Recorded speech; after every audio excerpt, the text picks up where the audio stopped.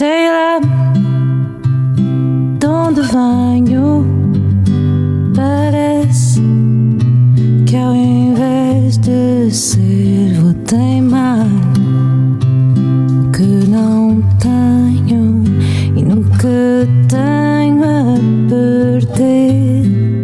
Ana Márcia é o seu nome e também o nome do seu novo álbum, editado recentemente. É o 7º disco, mas é também o seu 6º álbum da sua carreira e que nos foi apresentado com um belíssimo tema de seu nome, Sei Lá.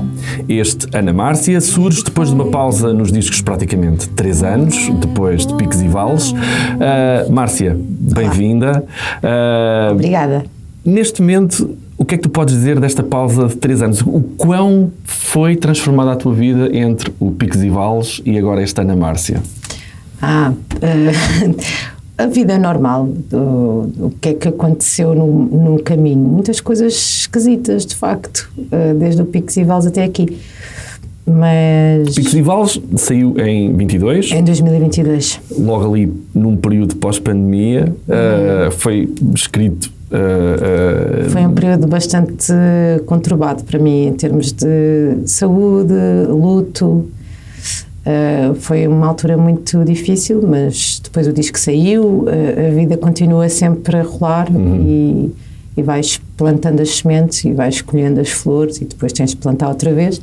E o que eu sinto com este disco é que fiz um trabalho com calma que durou ainda mais de um ano. Nós começámos a trabalhar no disco em janeiro de 24 e ele sai em fevereiro de 25.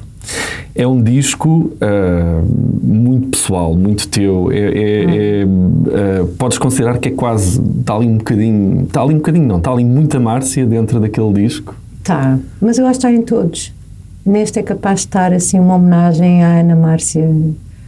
Eu gosto muito daquela criança. Eu sinto um carinho enorme por ela. Acho que isso também é um caminho que se vai fazendo. Chegas à idade adulta e começas a apreciar a criança que foste, a adolescente que foste e quase a levá-la no colo e a tentar entender que as coisas são como são, não é? Enquanto talvez, sei lá, quando tinha 18 ou 20 anos, detestava episódios da minha infância, não é? Que toda a gente os tem. E tu achas sempre que és a única pessoa que teve maus episódios na infância ou episódios difíceis. E não és. Toda a gente os tem. E depois tens de fazer umas pazes com isso que às vezes não se consegue fazer à força. Eu acho que é o tempo,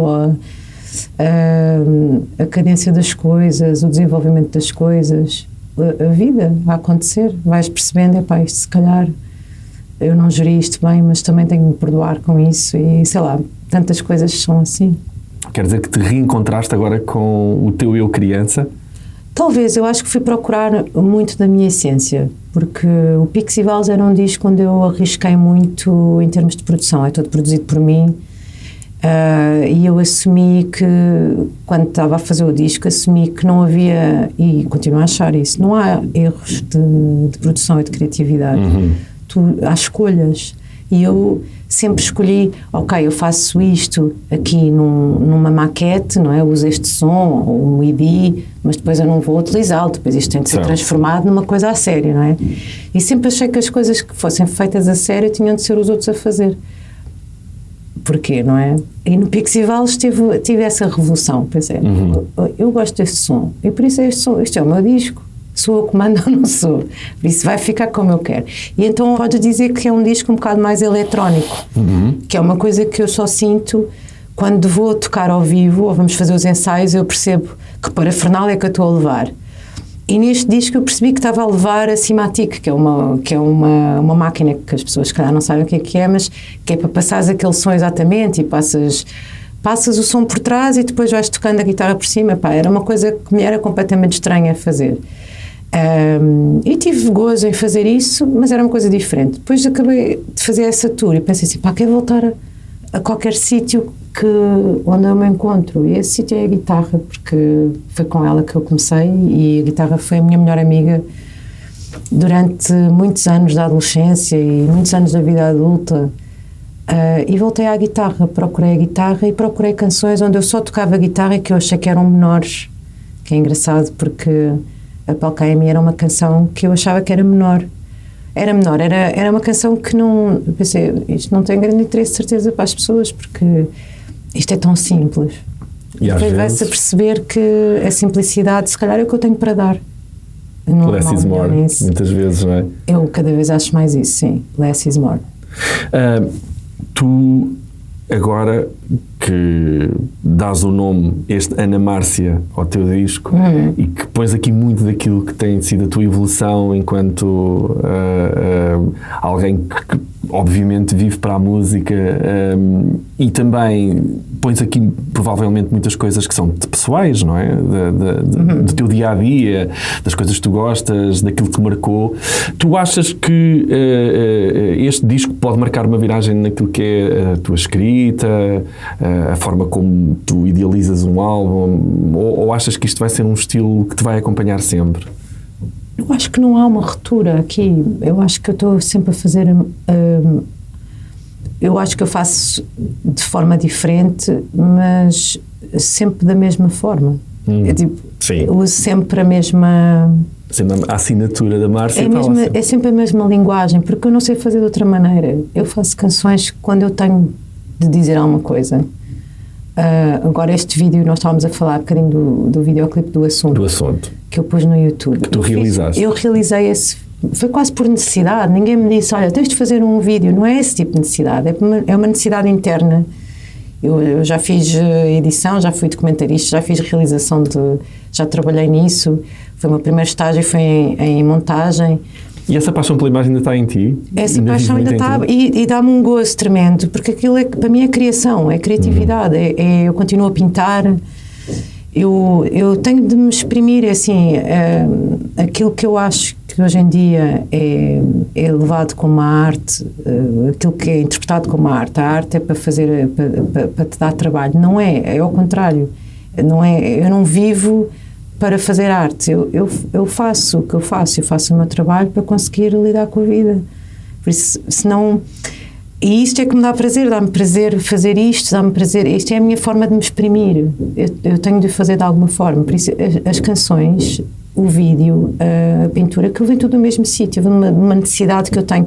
Por isso eu não acho que eu faço as coisas de outra forma. Eu acho que eu posso ter feito diferente no Picos e Vales, usei mais outros instrumentos, agora fui outra vez à guitarra, fui procurar músicas antigas que eu tinha rejeitado por alguma razão misteriosa. Às vezes é misteriosa, outras vezes é que eu acho que a canção é fraca porque só tem guitarra, mas aquilo é a minha essência e eu tenho de a respeitar para comunicar com o mundo, não tenho outra maneira de comunicar. O Sei Lá é um dos singles com que tu abriste este álbum. Aquilo é Márcia totalmente. Puro. Aquilo, olha, isto é um vídeo, o Sei Lá é um vídeo que tem vários vídeos que eu fiz, como estava a dizer, trabalhei em vídeo durante a faculdade e em estágio a seguir, e ainda realizei três documentários. E eu era um bocado obcecada em captar a verdade, e eu acho que essa é a minha matéria, o que eu procuro é a verdade das coisas. Então eu ia filmar, e às vezes filmava-me para fazer trabalhos de instalação, e filmava o meu pai a cozinhar. Este vídeo tem imagens... Tem imagens do meu pai a cozinhar uma vera à sorda alentejana, porque era muito autêntica a forma como... Obviamente que ninguém conhecia, pouca gente conhece o meu pai, mas toda a gente teve pai. E toda a gente trabalha, se calhar, as suas emoções e as saudades que têm do seu pai. É uma canção que fala muito do luto e da saudade e de querer te situar. E então apresento ao disco, quero situar quem é que é esta pessoa, de onde é que ela vem. E tinha estas imagens todas e passei-as ao Filipe, porque eu tinha estas imagens todas porque era que eu trabalhava na faculdade, também trabalhava autorretrato, então queria captar aquela verdade, então ia-me filmar a limpar o chão. Como era eu que limpava o chão, hoje vou limpar o chão com papel e depois vou guardar os papéis e vou expô-los, porque isto é o trabalho de desenho que eu vou apresentar. O meu trabalho de desenho não vai ser com lápis, vai ser com a limpeza do chão, do papel damascado, porque é um registro eu sempre liguei muito a é essa marca da ação. Porque acho que a ação é muito importante, não é? E tu às vezes esqueces disso só olhando para o resultado. Nós estamos muito focados hoje em dia no resultado das coisas com a inteligência artificial.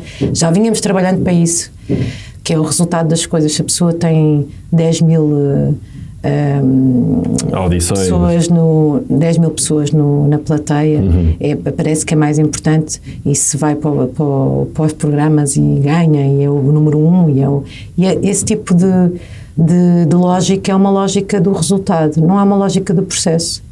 E o que falta para sermos mais humanos ou para sermos mais felizes é darmos valor ao processo. O processo tem erros, o processo tem falhas, e o processo é o que faz o caminho, não é? É o caminho, é o que te nutre. O resultado vai-se em 2 segundos. O Sérgio Godinho comentava isso comigo há pouco tempo. E não te sentes angustiada quando esse caminho é longo e por vezes, as expectativas dos resultados, as expectativas que tu querias antecipadamente para os resultados que tu gostavas de ter? Não criar expectativa. Isso é um bocado difícil, não é? Impossível, praticamente. É impossível, mas não trabalhares com essas expectativas. A expectativa, eu sou uma pessoa ansiosa, às vezes, apesar de parecer muito serena para algumas pessoas, de modo que eu não sei qual é a minha expectativa, mas a minha expectativa nunca é aquela que tu achas que é. Claro. A minha expectativa há de ser outra coisa. A minha expectativa é que tu tenhas tomado atenção ao ver o vídeo, sei lá. Tomaste atenção. Tomei muita atenção. Eu cumpri a minha expectativa. Vi várias vezes o vídeo. Eu estou feliz com isso. Vi vários vídeos, porque obviamente conhecemos aqui uma Márcia na sua juventude, olhamos para uma Márcia... O meu manager perguntava, mas como é que tu tinhas estes restos? Aquilo é uma criança, eu já tinha 23 anos, falo por causa do cigarro. Sim. E o plano do cigarro, que horror, eras uma miúda. Não. Eu tinha 23 anos.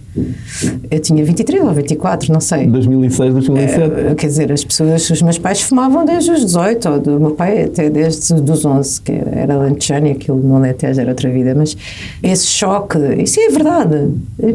Tens de assumir, ou se quiseres, não assumes. Mas para que estar a esconder constantemente? Certo. Para ser parte. Bonito. Sim. E nós fazemos muito isso como sociedade. Parece que estamos constantemente a anular as falhas, os erros de caminho, os erros de percurso, o processo, só para mostrar um produto bonito no final. Certo. O que é que interessa ao produto bonito? Ele vai comunicar o quê? Vai ajudar quem? Quem é que se vai identificar com aquele produto bonito? Aquela pessoa que vê o produto bonito vai querer pôr a sua casa da mesma maneira, o seu corpo da mesma maneira, tirar as rugas da mesma maneira. Não estás a mostrar nada da realidade da vida, por isso não estás a comunicar verdadeiramente. Mas vivem-se dias onde isso de facto é um transversal a uma grande parte da sociedade. É uma escolha. Que é o viver da imagem para a imagem. Mas eu dou muito valor à imagem. Repara que para mim este vídeo, o assunto, tem uma imagem belíssima.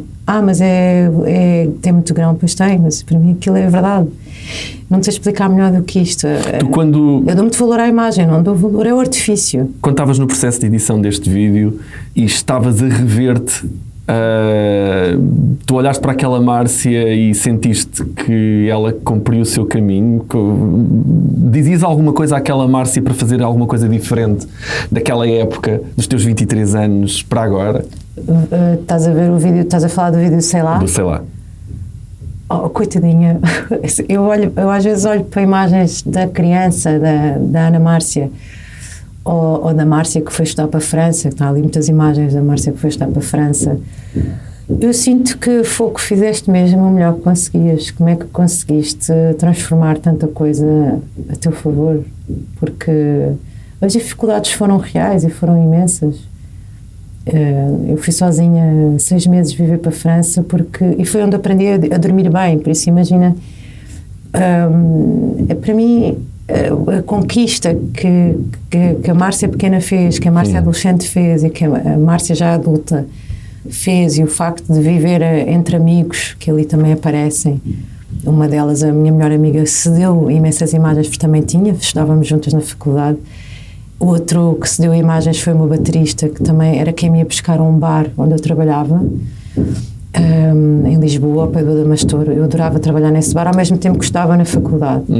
E eram 8 horas por dia. E eu não tenho nenhum ressentimento em relação a essa altura. Eu adorava trabalhar no bar, servir as pessoas, diverti-me imenso, servi o José de Combo, passados anos cantei com eles.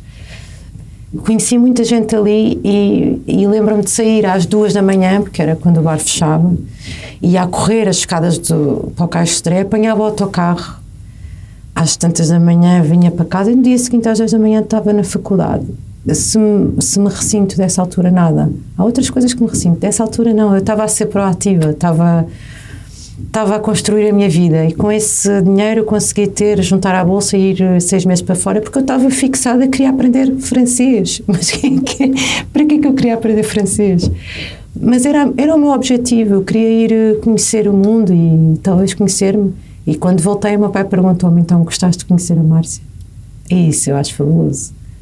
Sim, foi aí que eu fui conhecer a Márcia, foi quando estive sozinha e consegui ouvir-me, nem sei. Isso moldou muito daquilo que é a tua expressão criativa, certo?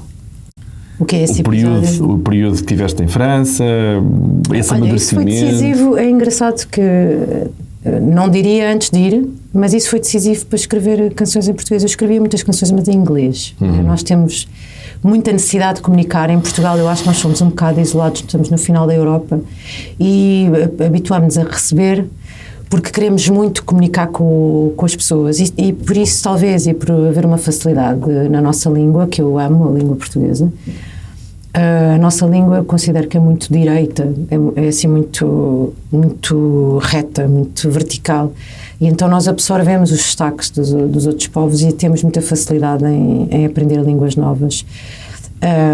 E eu escrevia em inglês, como muita gente nessa altura escrevia em inglês e como eu ouvia outras canções. E sobretudo, a minha matriz, as minhas influências eram sobretudo música em inglês, que era o que eu ouvia mais, que era o que havia mais. E a composição e a escrita da letra também não era mais simples ou mais fácil? Em inglês? Era mais limitada, porque se tu tiveres 3 lápis de pastel de óleo, gosto muito de pintar com pastéis de óleo, se tu tiveres 3 lápis, tu vais fazer uma composição com aqueles, não tens de pensar muito. Por isso, porquê? Porque o teu cérebro decide, quanto menos escolha tu tiveres, ao contrário daquilo que a gente pensa. Depois, a minha melhor amiga ofereceu-me no aniversário uma caixa com 90 e tal lápis, primeiro que eu desenvolvesse, porque o limite ajuda muito a criatividade. Ok. De modo que... Porque o teu foco fica muito mais restrito. Exato, mas teres aqueles lápis todos ajudam a que a tua linguagem seja muito mais completa. E curiosamente, quando eu fui para a França, eu comecei a sonhar em francês, não falava nada. Até tenho episódios engraçados sobre la retraite e eu achava que estavam a falar da retraite. Para quem não sabe, la retraite é a reforma. A reforma. Bom, e tenho uns episódios assim engraçados de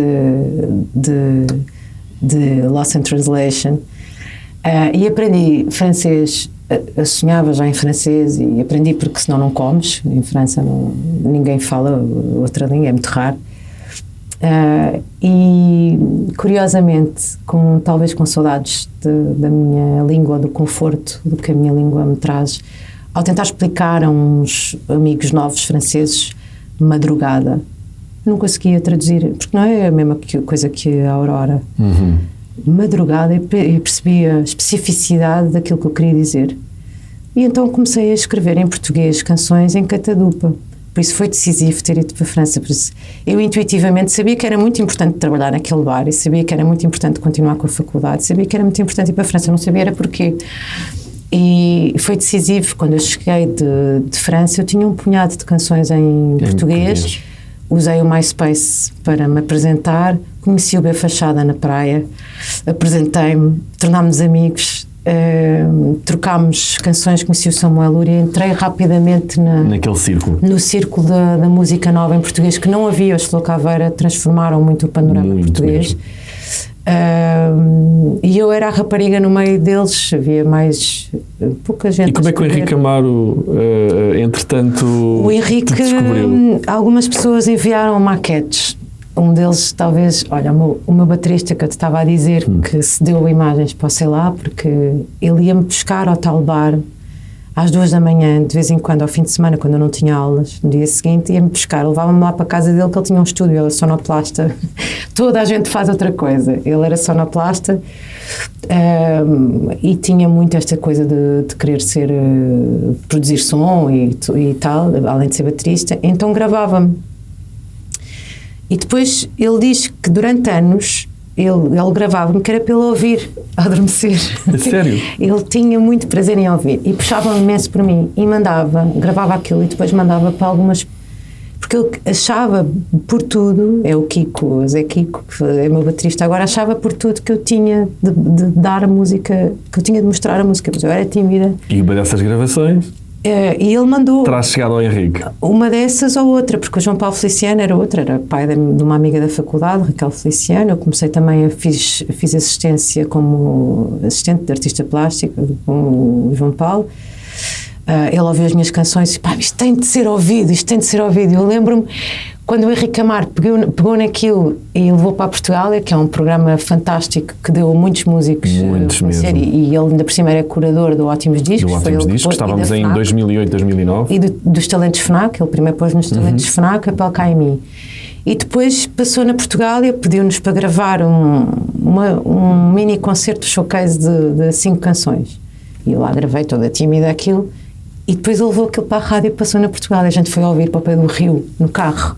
Aquela sensação de ouvir na rádio. A rádio tem aquela coisa mágica. É uma validação é um broadcast. Importante, é o broadcast. Honesto, sabes? É tu estás a ouvir na... uau, ouves isto e a antena não funciona muito bem, então ouves aquilo com a estática. Isso tem uma certa magia que eu espero que não se perca, sabes? Eu dou muito valor a essa coisa do disco e do objeto, e de se ouvir o vinil e de se ouvir o disco... Mesmo quando aquilo prende e tudo.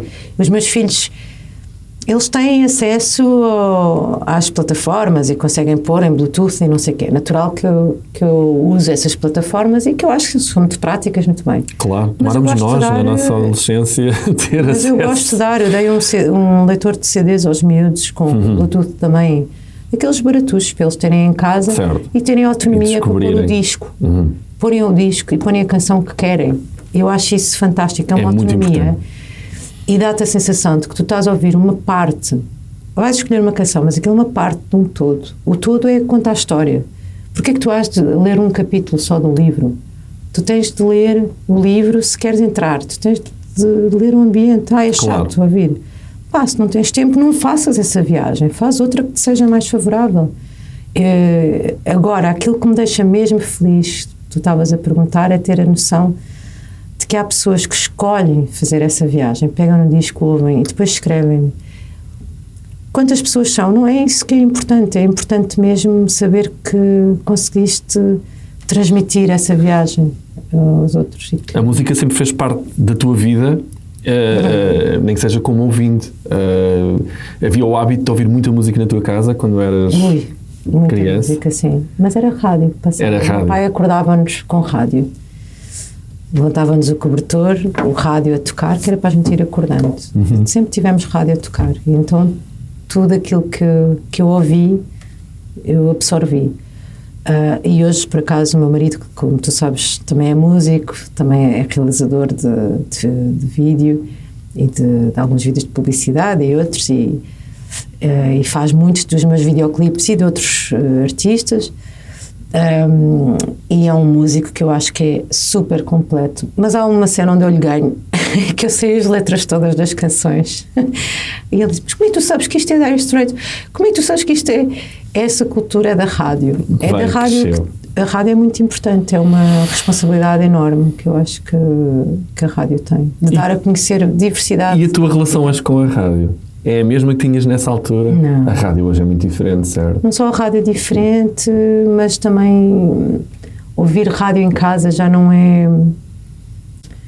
Não sei, há uma coisa que a mim me incomoda, que é ouvir sempre a mesma coisa. As playlists muito restritas. Lá está, porque não querendo ser injusta com as rádios e sabendo que as rádios têm o seu trabalho, não é? As rádios é que sabem, e pronto, têm a sua autonomia, as rádios é que decidem o que é que passam. Mas a verdade é que se tu vais com uma linha só de apresentação de música, a rádio fica, ao meu ver, um bocadinho mais pobre. E as pessoas também ficam mais pobres porque ouvem só um tipo de música. Não estou a dizer para se passar, por exemplo, o Assunto é uma canção de 6 minutos e que tem um instrumental enorme. Eu não acho, reconheço que não seja uma música. Tu não de rádio. escreves nem compões a pensar este tema pode ser um tema para estar numa playlist de uma rádio. Nem conseguiria, mas não condicionas a tua escrita e a tua composição não em posso. função das playlists de rádio. Não posso. Isso seria um tiro no pé. Tu nunca sabes o que é que a rádio vai gostar ou não vai gostar, ou o que é que as pessoas vão querer ouvir. Claro. Eu acho que as pessoas vão querer ouvir aquilo que reconhecerem. A prova disso é que A Cabra Cega é uma canção de 5 minutos e tal. Já na altura me diziam, pá, canções grandes, pá, faz lá canções de 3 minutos. Eu não sei fazer canções de 3 minutos de propósito. Se ela sair com 3 minutos, fica com 3 minutos. A canção eu escrevo. Aquilo, eu já disse tudo. Então, acabou aqui. Mas devias fazer um C. Acho que não. Não, sabes, eu nisso respeito muito. Eu acho que a música e a arte é uma coisa um bocado divina. Eu respeito muito aquilo que sai daquela maneira.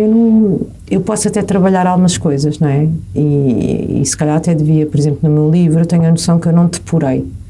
Devia ter depurado, se calhar um bocadinho mais. Mas eu não queria ter essa linguagem mais encriptada. Pelo contrário, eu fui acusada de ser encriptada quando comecei a escrever. A Cabra Cega, ninguém sabe o que é que quer dizer. O mais humano sentimento são. O que é que isso quer dizer? Estou a falar do amor.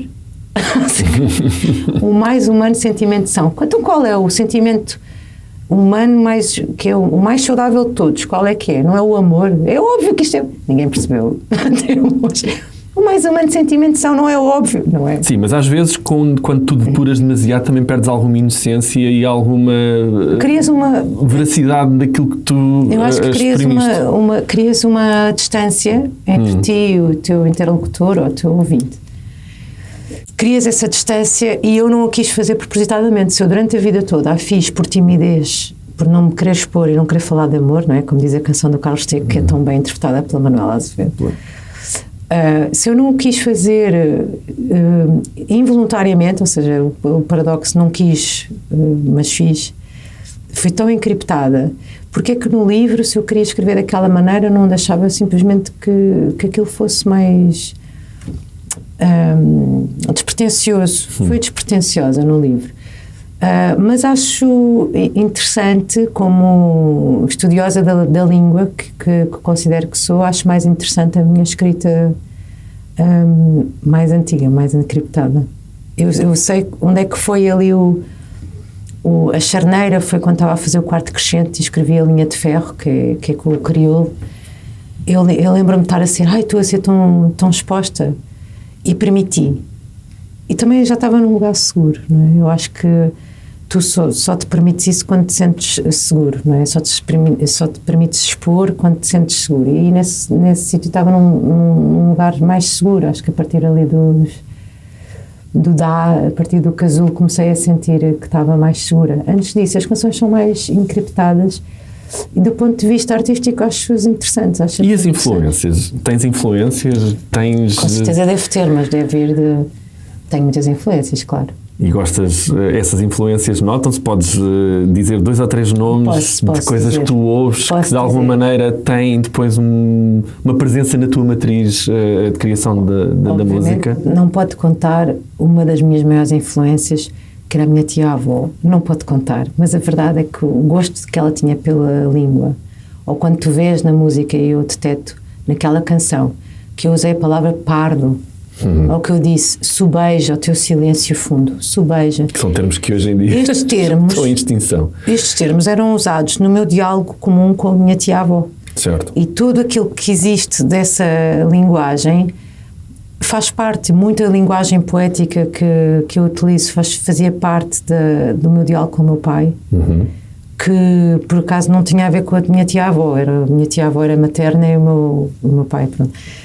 Mas o meu pai leu tanta poesia, tanto Alexandre O'Neill, citava tantas vezes, uma vez já ele hospitalizado, não se lembrava da palavra que queria lembrar e teve de recitar na cabeça dele o poema de Alexandre O'Neill para se lembrar da palavra andarilho. Eu preciso do meu andarilho. É o andarilho que eu preciso. Quando nem sequer significava a mesma coisa, não é? A palavra homónima. Mas esse gosto pela língua portuguesa, Isso é que foi uma grande influência na minha escrita. E as tuas influências são portuguesas? Outros músicos? Do ponto de vista de escrita, talvez, curiosamente, quem eu tenho admirado mais em termos de escrita foi o Rui Reininho, que eu ouvia muito GNR, mas também ouvi muito Zeca Afonso. O Zeca Afonso é capaz de ser o meu maior... a minha maior referência em termos de estrutura das canções. Muitas vezes eu digo, mas como é que tu repetes isto? Porquê é que tu repetes o verso? E depois eu demoro muito eu sou muito má para me defender. Demoro muito a responder às vezes e depois vou ver, porquê que eu não hei de repetir o verso? Espera aí, o quê? Isto é permitido, não é? Eu às vezes ponho muito em causa. Eu se calhar não fiz bem. Claro que é permitido. E sim, espera aí, não é permitido. E depois às vezes estou a ouvir o Zeca e penso assim, porra pá, o Zeca sempre repetiu, a estrutura é assim, porque isto é uma maneira de fazer canções muito intuitiva, de quem não tem a pretensão de fazer música complicada. O que depois, eu própria me espanto ao ver canções que têm instrumentais que eu insisto muito para fazer, com os meus queridos músicos que já me conhecem há mais de 15 anos e por isso temos uma grande cumplicidade, como o Te Canto, que pouca gente conhece, ou como o Assunto, ou como o Lado Oposto, e que no Lado Oposto estávamos a gravar no Brasil. Eu disse assim, não, mas aqui, ai Márcia, porquê é que estás a subir a voz aí? Porquê é que estás a cantar isso? Então, porque isto vai ter aqui uma... Não estava feito. Vai ter o quê? O Filipe, o meu marido, um bocado nervoso, vai ter o quê? Um crescendo, isto depois vai fazer assim... E teve. Depois a gente explicando bem, a gente chega lá, não é? Ou seja, às vezes a música é muito simples, mas depois também tens coisas que vês, a cabra cega não é nada simples. Isto para te dizer o quê? Sim, as canções têm 3 minutos quando não têm mais nada para dizer, porque se eu continuar com coisas para dizer, a música tem de ir até aos 5 minutos e tal, a música tem o tempo que tiver. A verdade é que a cabra cega passou muito nas rádios. Passou imenso nas rádios e eu nunca sequer valorizei que estava uma música de 5 minutos e tal a passar na rádio mais ouvida do país. Nem sequer pensei nisso. Passou, tu não podes fazer uma música para passar na rádio, a música passa ao limite se as pessoas quiserem que passe, claro. Ainda são as pessoas. Claro. Tu, ao longo de toda a carreira e dos teus discos, tiveste sempre a porta aberta para teres colaborações e tiveste muitas colaborações ao longo dos teus discos. Este Ana Márcia também conta com colaborações. De grandes influências. Quem é que são esses nomes? O Sérgio Godinho é uma bênção sermos contemporâneos do Sérgio Godinho. Atenção, há muita gente que confunde música com política ou que diz que é daqui ou que é dali. Epá, vão ler o livro da Revolução antes da Revolução, que é da Zigurate, que é do Luís Freitas Branco, que é um livro incrível que nos situa o que é a esquerda e a direita para a arte, por amor de Deus. Aliás, eu acho que isso em termos de sociedade é uma coisa que já não faz sentido, mas políticas à parte, por acaso há um festival que se chama assim. Estamos a falar do Sérgio Godinho. O Sérgio Godinho é um homem da palavra com um talento fogo, aquilo, o léxico todo que ele utiliza e a capacidade que tem para se colocar na situação, por exemplo, do soldado. Há uma canção que eu amo, Sérgio, que eu quis interpretar, apesar de ser muito complicada de aprender, porque aquilo tem 6 estrofes ou mais, estás a ver? Vai-se lá preocupar. Não, 3 minutos. Sai em 3 estrofes. Sim, o ADN do próprio Sérgio na sua composição. A composição do Sérgio Godinho é admirável, não é copiável, não é imitável. Nenhuma é. Mas podes interpretar. E essa canção, por exemplo, das Fotos do Fogo, para mim é um registro de uma fase que Portugal viveu, que é muito importante falar, porque lá está, não estamos nós obcecados com o sucesso e com o resultado final. E quando nós estamos obcecados com o resultado final, esquecemos do que é que aconteceu no meio, o processo todo. O processo tem de ser falado, e tu podes interpretar isto como terapia relacional, como terapia individual, ou como tudo o que acontece na vida. Quando estás a criar um filho, tu percebes isso. Não pode ser o resultado que é importante. Tudo o que está no processo tem de ser falado. Tem de ser falado. Correu mal. Porquê que correu mal? O que é que correu mal? E aceitar. Tu investes nisso com os teus filhos? Eu invisto nisso. Na conversa? Muito. Porquê que correu mal? E qual é o problema de ter corrido mal? Claro. Porque isto é que é olha o peso que tu estás a pôr no resultado. Quer dizer que não há espaço para falhar, tem de ser tudo perfeito. Até porque nós vivemos muito com isso. O erro e o falhanço é uma coisa muito enraizada negativamente na nossa cultura portuguesa. E nós crescemos, estou a pensar em mim e nos meus irmãos, nós crescemos muito com... Eu não sei noutras culturas o erro e o falhanço faz parte do processo. Nós muitas vezes... Na nossa cultura ocidental, sabes que eu disse acidental, Sim. que é engraçado, porque a nossa cultura é acidental. É acidental. E acho piada que o meu pai usava muito, o meu pai que era um amor de pessoa super compreensivo, eterno e meigo. Usava muito uma frase, quando a gente fazia alguma coisa que corria mal, os acidentes evitam-se. E eu cedo aprendi a responder-lhe, se evitassem, não eram acidentes. Porque, de facto, os acidentes acontecem. Não se evitam acidentes, não é? Se conseguíssemos evitar todos, não havia acidentes. Podes agir preventivamente. Podes pensar que consegues, mas tu não vais conseguir controlar tudo. Não se controla tudo. Acontecem porcarias. Sim. Acontecem. A vida é difícil. E tens de saber lidar com isso. Olha, se estiveres obcecada em tudo que só corra bem.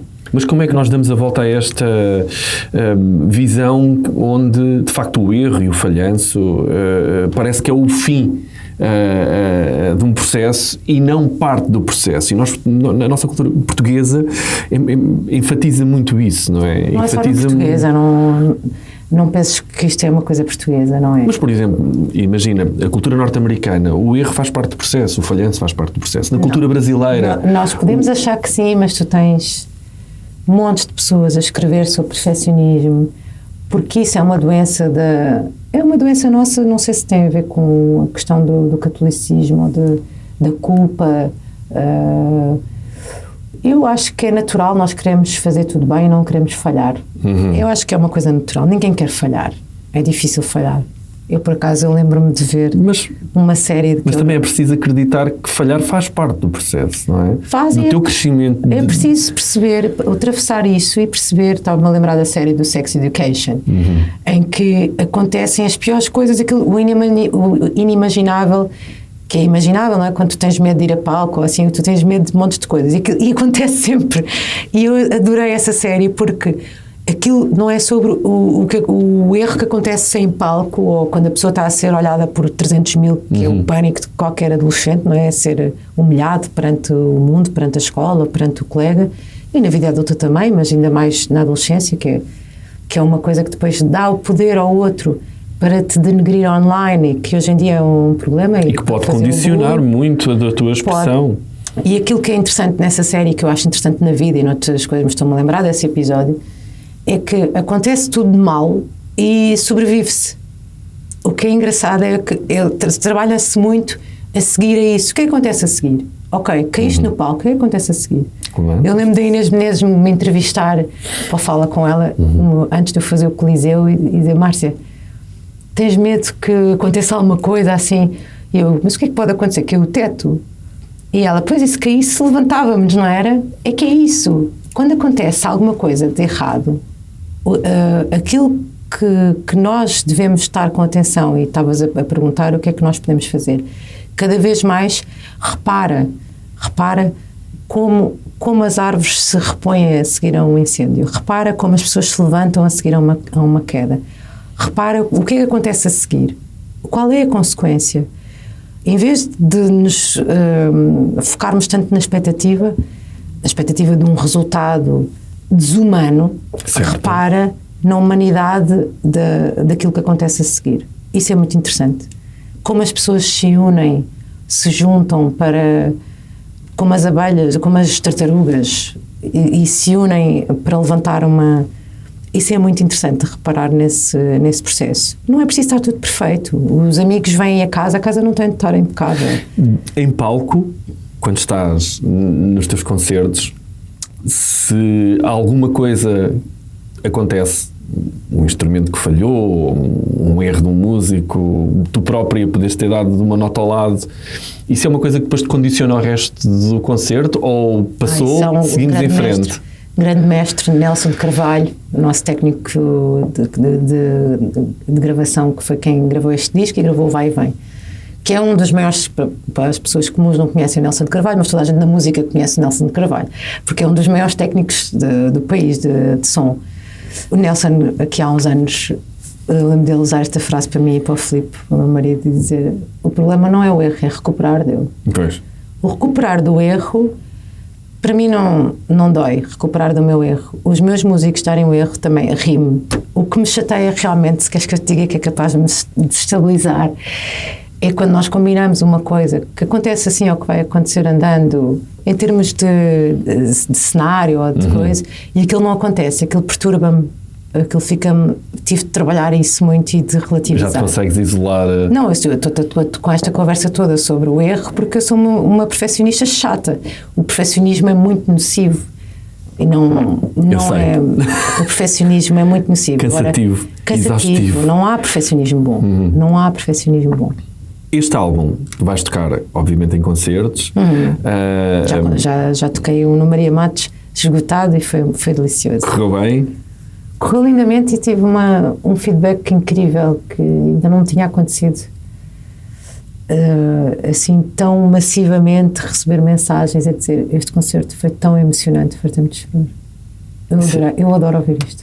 Isso lá está. Isso Parece que eu sou sádica, quer que as pessoas chorem, não é nada disso. Eu quero que as pessoas se encontrem com outra pessoa que conectem, sabes? Eu quero que as pessoas se sintonizem com o seu próprio corpo. É uma coisa muito essencial. Se eu pudesse escolher qual era a minha missão no mundo, seria essa. E tu gostas que o teu público, quando está nos teus concertos, mergulhe imersivamente nas tuas músicas? Eu quero que as pessoas mergulhem nelas próprias, porque esta coisa de tu leres, por exemplo, um texto do Zé Luís Peixoto em que diz: à mesa éramos 5, nós também éramos 5 na minha família, por isso eu entro exatamente nesse momento, eu entro em sintonia comigo própria, através do texto de outro autor, através do texto de Zé Luís Peixoto, eu entro em sintonia com as minhas próprias emoções, com as minhas próprias memórias, os meus sentimentos. E isso eu acho importante. E isso não se faz se estiveres focado nos números, não é esse o foco. Tu tens de dar tudo, mete tudo, entrega tudo, senão não estás a ser honesto com o teu trabalho e contigo próprio, porque é preciso que alguém escreva: à mesa éramos 5. É preciso que alguém escreva isso para eu me libertar da minha dor, porque antigamente éramos 5, nós também éramos 5 à mesa. Como é que, numa altura em que, lá está, perdeu-se um bocadinho a cultura de ouvir um disco do início ao fim, hoje pica-se um disco, não é? Tipo, ouve-se esta faixa, depois... Tens de ter moça.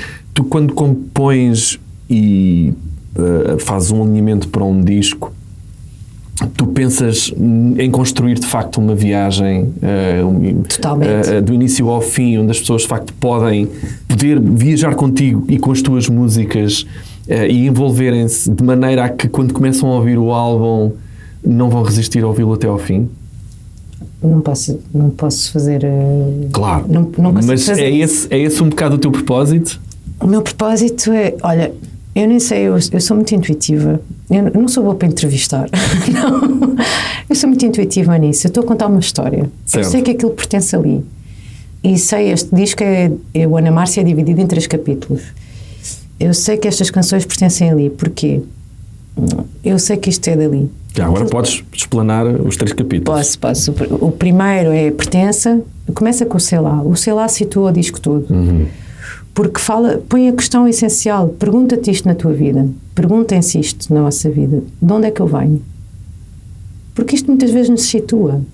Quando às vezes tu tens uma mala pata com alguma coisa que aconteceu na tua infância, ou no teu bairro, ou na tua rua, tu não assumes aquilo, tu estás a ir contra a tua própria essência. Tipo, tu vens dali. Podes não gostar de algumas coisas ali, mas aquilo faz parte dos teus ossos, da tua fibra. Tu vieste dali. Então, de onde é que eu venho? E primeiro questiona, não é? Sei lá, abre essa questão. E depois tenta responder. Ok, era isto. E eu fui buscar canções antigas que falam de todo esse ambiente. Canções que tu guardaste na gaveta. Canções que eu guardei que eu nunca consegui editar por uma razão ou por outra. Há uma que é a Maria Jorge, que eu dei à Ana Bacalhau, escrevi para a Ana Bacalhau depois dela falar comigo e deu, através da honestidade dela, consegui encontrar a minha. Entendes o que eu quero dizer? Sim. Se ela nunca me tivesse contado aquela questão, eu não tinha trabalhado em mim. Isso é que é a empatia, é tu posto no lugar do outro e vês onde é que eu me relaciono com isto e onde eu me relaciono com isto. E fiz aquela canção. E Maria Jorge, meu irmão chama-se Jorge, meu irmão mais velho, é quase uma carta para o meu irmão. Porquê? Porque é aquela pessoa que é a figura, ninguém conhece o meu irmão, mas quando tu és o irmão mais novo, as pessoas que são as irmãs mais novas, os filhos mais novos, sabem que admiram muito o filho mais velho. E eu sei disso, entre os meus filhos, eu sei que o meu filho quer fazer muitas coisas como a minha filha mais velha, e eu sei o que é aquela admiração, eu sei que ele só quer mostrar a ela que ele também faz assim. E isso é a procura do aval e do reconhecimento e a procura do reforço positivo, não é? E o meu grande reforço positivo era o meu pai, porque ele falava muito bem dos meus desenhos e foi por isso que eu fui para a pintura, pronto. E então o disco está cheio de pinturas e está cheio de ilustrações, porque esse é o caminho que eu escolhi. Eu queria ser artista, queria ser livre.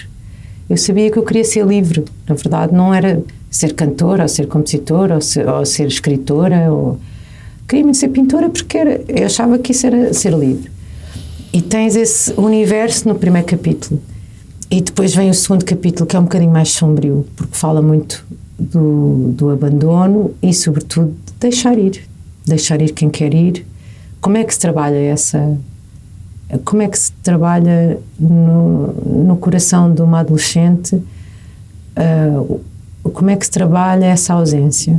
Como é que tu aceitas que aquela pessoa que é tão importante para ti foi embora? E isso acontece não é a minha história aqui que depois interessa a quem vai ouvir. Interessa provavelmente as pessoas relacionarem-se com as pessoas que percebem, como na Força de Fera do Picos e Vales, do que é que aquela canção trata. Como é que às vezes tu tens de lidar com o facto de seres deixado e outras vezes tens de saber deixar. E esse capítulo termina com uma belíssima canção do Sérgio Godinho que fala de ser arrebatado pelo amor. E eu escolhi pô-la no final do capítulo e não no início. No início começas logo com a ausência. Quem quer dizer adeus, diga de uma vez só. Logo, quer ir embora, faça favor.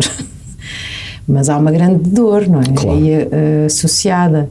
Não é em vão que 2008, escrevi essa canção em 2008, ela sai em 2025.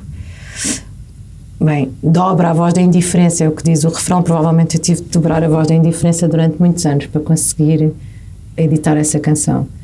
E termina com a canção do Sérgio Godinho. É quase uma vida, são 17 anos. Foi uma vida muito curta. Termina com essa canção do Sérgio Godinho, porque para mim é uma canção muito fresca, muito pura, de paixão arrebatadora, que depois abre para a parte feliz da vida e do disco, que é a parte em que de facto deu certo. Olha, o percurso deu certo, ela conseguiu fazer a sua própria família, criar a sua... que às vezes a vida parece muito difícil, mas depois acaba por se desenvolver e eu costumo brincar a dizer que o maior sucesso da minha vida foi ter conhecido o meu marido. Parece uma coisa um bocadinho machista, mas não tem a ver com machismo, tem a ver com amor. E foi um encontro muito feliz e por isso terminei aquele capítulo com a canção do Sérgio e depois partimos para o capítulo da alegria da vida, que é com os filhos. Que isso sim era um grande desejo de criança, era ser mãe. E começa com a voz do meu filhinho, no Insónia, com 3 anos, acho eu, que ele tinha. Essa canção de saber que tenho a capacidade de, ao menos os meus filhos, eu sei que consigo transmitir paz, a cantarolar uma ladainha. E isso é um poder enorme. E depois uma canção que eu escrevi para a minha filha em 2014 e vai por aí fora e termina com uma canção com o Jorge Palma, que eu escrevi para ele, que fala sobretudo disto, dos erros no caminho. Os erros acontecem, são só um passo ao lado. Relativiza a importância dos erros, não relativizes a importância que tem de ter para o teu crescimento. Os erros tens de errar. Claro. Falamos muito disto em casa. Depois tenho ali no segundo capítulo tenho a Catarina Salinas, também é digna de ser evocada, como um espelho, como um par, porque é uma canção que fala muito desta coisa de querer agradar precisamente à pessoa que não vem. Tens a casa cheia de pessoas te respeitam, que te prestigiam, que te admiram e que te amam. E estás à espera de encontrar a outra, precisamente a que não vai. Pá, muda de discurso, não é? É uma canção sobre isso. E a Catarina foi o par perfeito para vir fazer isso comigo. Pode-se dizer que estás feliz com este disco? Estou muito completa e estou muito alegre, sim, estou muito feliz. E sentes-te muito plena. Exato, era isso que eu te ia perguntar. Sentes-te sim. neste momento na tua plenitude enquanto criadora, enquanto compositora e... Sinto que fiz mesmo o que devia ter feito. É uma sensação muito boa. O resto tu não controlas, não é? Uhum. Porque se tu vieres agora dar-me dados que, não sei o quê, mas não vendemos ainda X discos, ou não faço ideia quantos discos é que vendemos, não. Eu lido mais eu é mais bolos. eu lido mais com as mensagens, que felizmente isso é uma coisa boa da tecnologia, felizmente é fácil hoje em dia comunicarem. E vives depois para ter esse feedback fantástico que tiveste de Maria Matos agora quando foi do teu concerto. Sim, e também, sabes, e toda a partilha que existe quando o Jorge Palma veio cantar ao estúdio, eu e o meu marido chorámos de ouvir, eu sonhei tanto, eu ouvir a voz dele, né? Olha só o privilégio que é, tu passaste aí a adolescência inteira, passei a minha adolescência a ouvir Jorge Palma. Sim, passámos todos. Saber as canções de cor, admirá-lo por várias questões, e depois ele está ali no teu disco a cantar a canção que tu escreveste, e o Sérgio Godinho também, e somos contemporâneos, e é um caminho muito bom. E agora, estás preparada para levar isto para a estrada? Estou. Isso é uma parte muito feliz. Eu gosto muito da parte dos concertos, porque apesar de já não tenho modéstia para dizer que o disco é bom, o disco é bom, este disco, apesar de eu considerar o disco muito bom, considero os concertos ainda melhores. Acho que nós somos sempre melhores ao vivo. O público é uma parte importante da finalização da obra, percebes? Sem público não existe, sem o outro não existe, não é? Já diz o Walter Ugumem, para isso são os outros. Vais ter agora uma apresentação no dia 31 de maio no Teatro Santa Bandeira no Porto, do teu disco. Iremos ter uma em Lisboa também em novembro, muito importante, mas acho que ainda não posso dizer. Ainda é cedo. Com certeza há de ser um momento especial. E concertos depois, o que é que tu queres levar para os teus concertos de estrada? Tu, em princípio, farás uma tour com este disco, certo? Vais levar a tua banda de sempre. Dos últimos anos, dos últimos discos. Somos 5. E tu vais levar o Ana Márcia, mas vais levar outras coisas que tens para trás, com certeza, para o teu alinhamento. Dá-te prazer tocar ao vivo em locais ao ar livre ou mais em salas fechadas? Isso é uma pergunta engraçada. Nós temos 2 tipos de concerto, porque assim o meu core é a sala fechada, porque a palavra requer silêncio para ser escutada. Mas já fizemos concertos ao ar livre, em que nos divertimos tanto. Quando é ao ar livre, metemos assim a artilharia. Pomos o corredor, a cabra cega, as coisas que são mais up, e depois enfiamos para lá umas que sejam muito importantes, que eu considero muito importantes, em conversa com eles. O Amor com Forma, a música mais... A Pele Cá em Mim tem sempre de sair. O Bom Destino, as pessoas cantam, que é uma coisa que tu pensas, que engraçado. Não fazia ideia que as pessoas sabiam esta letra. Não é assim tão fácil essa letra. Semeia ao sol, colhe a tempestade. É giro as pessoas saberem cantarem. É uma sensação muito boa. Os brasileiros têm muito essa prática de cantar. Os portugueses são mais tímidos. Mesmo.